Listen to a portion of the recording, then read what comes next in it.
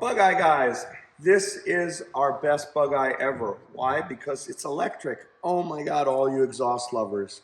Okay, so we're surrounded by a sea of gas-powered Bugeyes here. You should be able to see they're all in various stages of repair. This one, though, is not in stages of repair because there's not much to break in it, and that's what's cool. This is an electric Bugeye, and I really think this is one of the best things we've ever made. We've made now more than 400 different kinds of Bugeyes. This is the best electric we put together so far. And in this short video, I want to just tell you a little bit about what life has been like with 500 miles in this car, because that's now what we've got. And I put those 500 miles on the car, asking myself the question throughout all of them, can our customers live with this car? Is this something special that's coming in the future? Or is it just for people who are out on the fringes? You be the judge, but I think it's a great product. So let's move right up to the dash over here, and I'll show you why I think this is so special. First of all, you should know that this is the fastest Bugeye we've ever made.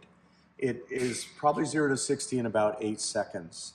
And that's really actually quite quick. It's not quick by modern 1,000 horsepower standards, but it's as quick as you'll ever need to go in a Bugeye Sprite, because faster than that and you start to push the limitations of the car. But I want to talk to you a little bit about range, because a lot of people ask about that. So we've got the power handled. We have 5 Tesla Model S batteries in this car, 3 in the front, 2 in the back, and I'll show you under the hood. But before we do that, I want to talk a little bit about the range, because this car right now, you may not get a signal because we're inside the building. It's a GPS receiver for the trip odometer there, and there's the 500 or 498 miles I've driven. But this gauge is telling us that we're about 2/3 used up on the tank. So we're just below half actually, but it's about 2/3. And this gauge here is giving us a fine evaluation, and it's saying we're down around 3.2 volts per cell. When you put load on the batteries, this will drop into the red zone and the car actually starts to derate. And that's telling us that we're getting low. So I've gone about 90 miles on this charge. And at 90 miles, you start to get your first warning that you're going to need to charge soon. We also have an analog gauge over here that's reading about 1/3 as well. And so you use all of that data to basically understand when you next need to charge. So the range on this car is about 115 to 125 miles. And at 90 miles, you start to get your first warning signals that you're starting to get low. And the D rate, it just sort of turns it from a super 1275 powered car into more of a 948 or 1098 car. So you start to have less zip, but still it's quite capable. It will drive that way for another 35 or so miles, and then it will derate again to a much slower version of itself. And if you miss all the other indicators, that tells you it's time to charge. Most importantly, and this, by the way, is the drive, neutral, and reverse. That's how you shift the gears, and the parking brake becomes much more integral. But what I really wanted to say is that you get about a 4-hour burn of one full charge. And 4 hours in a Bugeye is a long time. Most people that drive these cars go on 30-minute, 20-minute jaunts. So, in 4 hours, you can do a bunch of 30-minute jaunts, and it's actually plenty of range. Everybody wants a big number. We all want 1,000 horsepower. If you have a brand new electric car, you want 300 or 400 miles of range. But realistically, in a classic car, 100 miles is actually plenty. So that's a little bit about range. Let's take a look under the hood here in the next segment, and I'll show you more about how this car is built. Okay, so under the hood on this Froggy, you have a box here that has 3 Tesla Model S batteries. We'll probably insert a photo somewhere around here that shows you what they look like. It's basically just a big rectangular array of smaller battery cells to make it a giant brick. But there's 3 big wafers inside here with all the juice inside them. And then we have a whole bunch of other really cool things. You may have seen this in some of our other videos. This is the potentiometer that is the throttle for the car.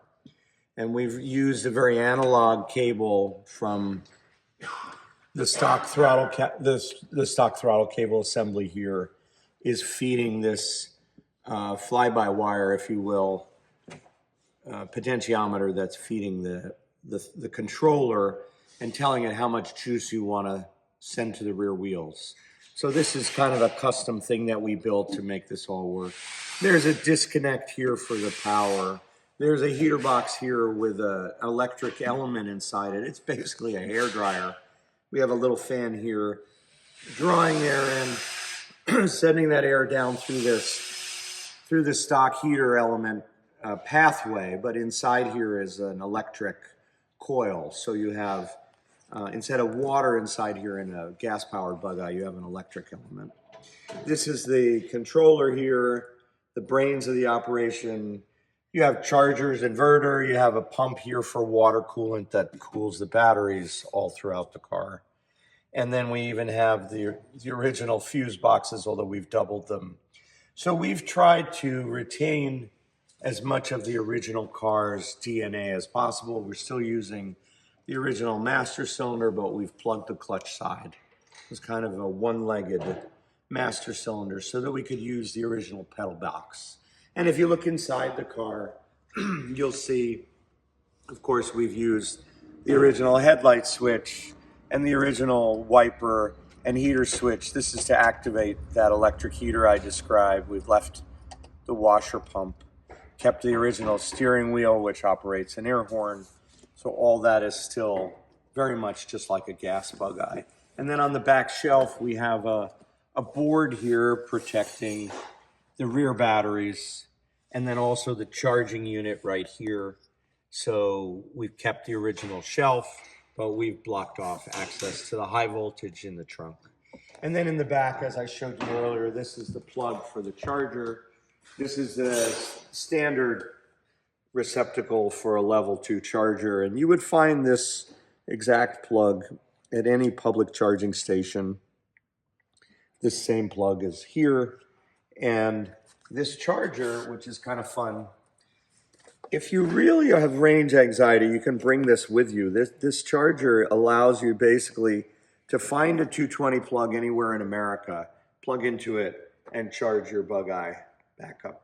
So, you know, places like machine shops and probably even a laundromat. Excuse me, you don't mind while you're drying your clothes if I unplug you for a minute.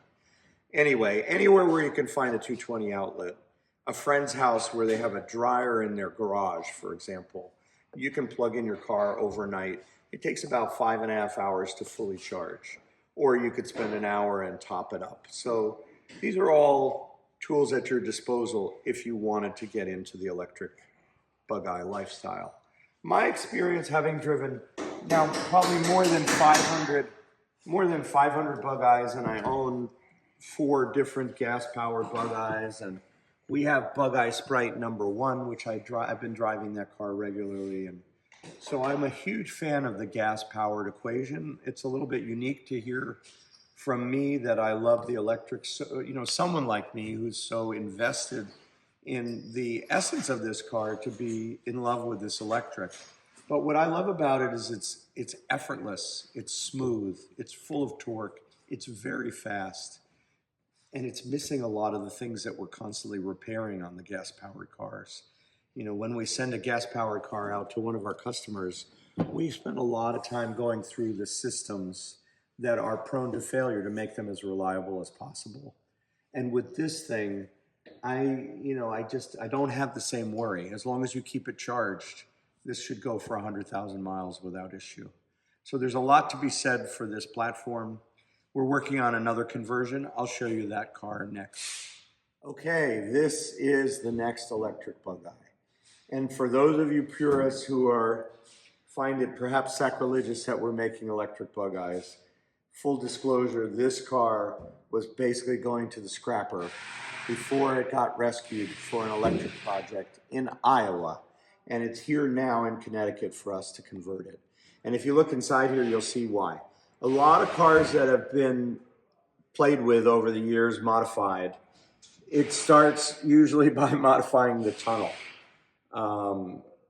to put in a V8 or I think this car might have had a 6-cylinder engine in it. I'm not really sure. But they modified the cross member. You can see it was repaired, but it's not fully welded back together. And they cut out the tunnel, the whole tunnel. And it's really critical on these cars. Their unibody strength is integral. The spine is integral to that strength. And the spine's missing on this car. So we need to restore that. And same with this portion of the firewall, which is all cut away. All of that is going to get rebuilt with fabricated pieces so that we have the integrity restored in the car. So we'll re-anchor all of this and brace it. And we'll make some additional repairs underneath to make this car as stout as possible. Because again, remember, 0 to 60, 8 seconds. It's a lot of power and torque. We want a strong Bugeye, not one that's been compromised. So we've got to first create that. That'll be the first phase of this particular conversion. And then the motor, the electric motor will actually live right here. You'll have to look at our website at bugeyeguys.com if you want to see pictures of how we've anchored these and mounted them. But the motor will live inside the tunnel. Right about here is the back of the motor, and the bracketry will hold it in place. Then we have a modified drive shaft that connects it, but the whole tunnel will be welded over that.